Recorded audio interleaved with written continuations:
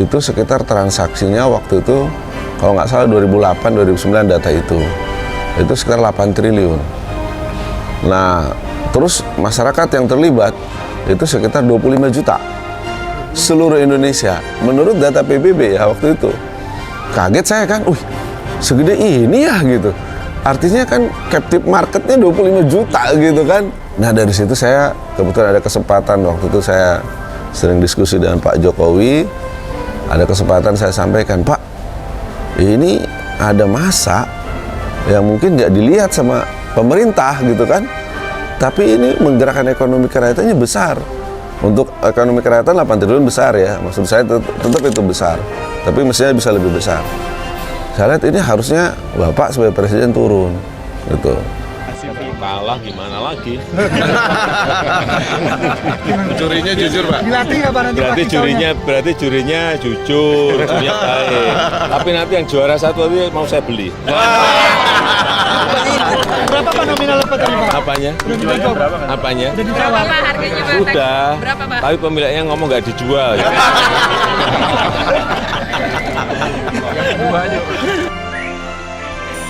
Burung kapas tembak tadi ada, cuma dia sebentar aja Mas Bro. Begitu aku turun mancing sebentar kan, udah nggak ada lagi suaranya. Tadi pagi tuh rame Mas Bro, tapi ini udah mulai sore. Nah itu karena ada bising-bising Mas Bro itu ya. Itu orang numbang hutan Mas Bro, pokok-pokok ini ditumbang ya, bikin bahan.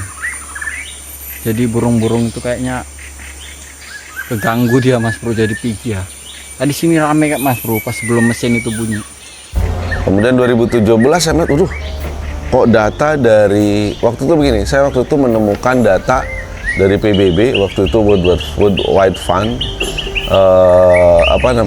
dan juga dari perlindungan hutan. Itu dia punya catatan bahwa di Indonesia terjadi katakanlah pembalakan liar dari hewan-hewan hutan. Jadi ceritanya waktu itu mereka mau mengajukan itu tidak boleh ada perlombaan burung di Indonesia karena banyak ngambil dari burung hutan gitu kan. Berarti itu kan perusakan hutan, ekosistem hutan. Tapi mereka mengurungkan niat itu.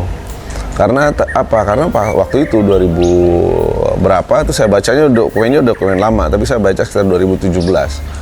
Itu sekitar transaksinya waktu itu kalau nggak salah 2008-2009 data itu sekitar 8 triliun. Nah, terus masyarakat yang terlibat itu sekitar 25 juta seluruh Indonesia menurut data PBB ya waktu itu. Kaget saya kan, segede ini ya gitu. Artinya kan captive marketnya 25 juta gitu kan. Terus 8 triliun per tahun. Waduh, masih kecil sih sebetulnya kalau dihitung dari captive market bisnis ya. Kalau punya captive market 25 juta itu bisa ratusan triliun itu mestinya kan gitu ya. Itu tidak 8 triliun. Nah dari situ saya kebetulan ada kesempatan waktu itu saya sering diskusi dengan Pak Jokowi. Ada kesempatan saya sampaikan, Pak, ini ada masa yang mungkin nggak dilihat sama pemerintah gitu kan, tapi ini menggerakkan ekonomi kerakyatannya besar. Untuk ekonomi kerakyatan 8 triliun besar ya, maksud saya tetap itu besar, tapi mestinya bisa lebih besar. Saya lihat ini harusnya Bapak sebagai Presiden turun gitu, dan sapalah mereka karena mereka ini buat saya adalah pahlawan ekonomi bangsa. Alasannya apa Pak memberikan label stigma ini bahwa pahlawan ekonomi bangsa? Iya, bayangkan tidak mendapatkan ini. Nah, mereka tidak dapat fasilitas dari negara, mereka tidak dapat pinjaman dari negara, tidak dapat perlindungan dari negara. Mana ada pemain murai dapat perlindungan dari negara? Nggak ada.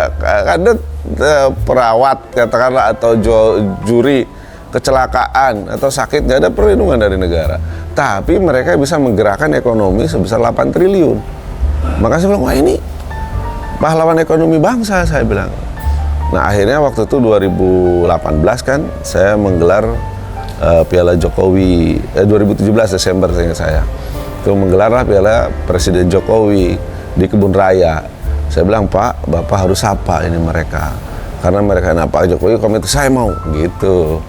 Terus saya ketemu beliau, saya mau, katanya ya udah Nah, nanti buat aja acara. Nah, di situ saya bikin acara kan di Kebun Raya 2017 dan alhamdulillah Pak Presiden Jokowi mau hadir bahkan tentang burung. Itu sebenarnya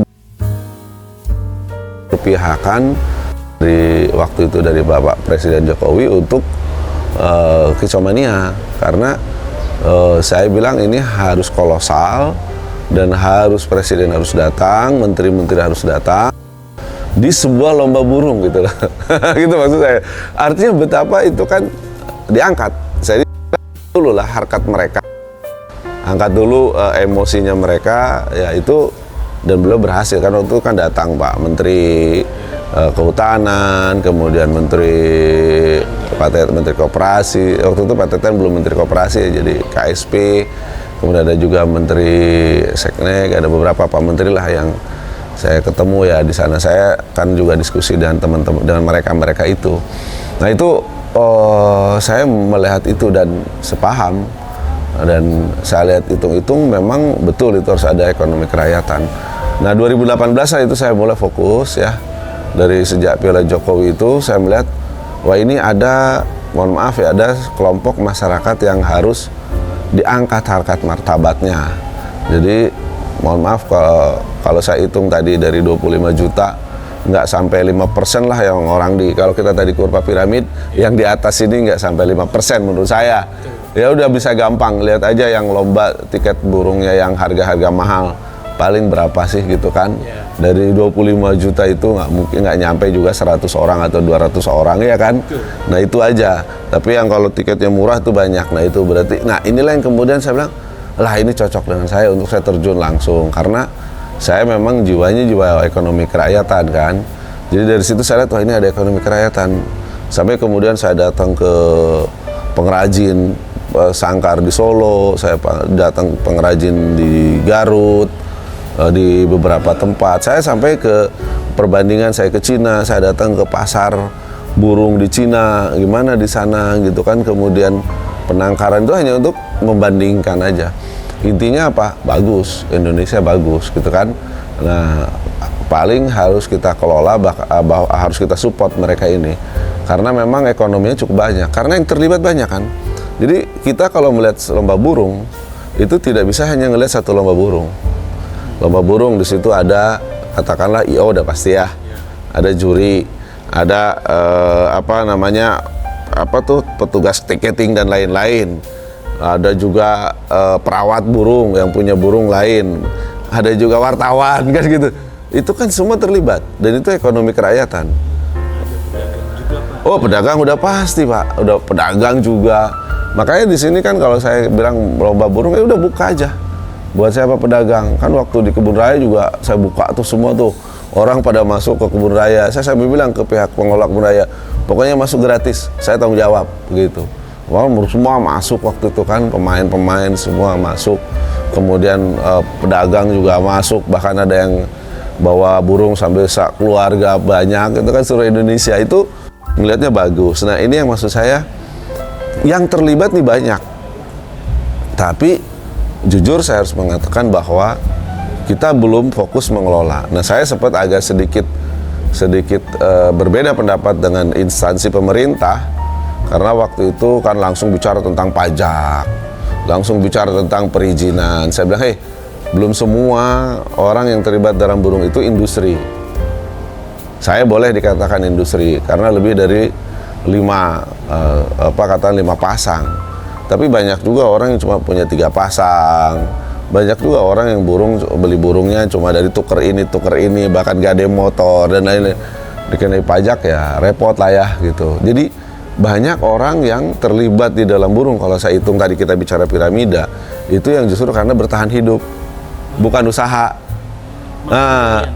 Bukan usaha, bukan dia berbisnis, bukan berindustri, dia hanya mencari hidup. Satu hari itu dia dapat, satu itu dia bisa makan.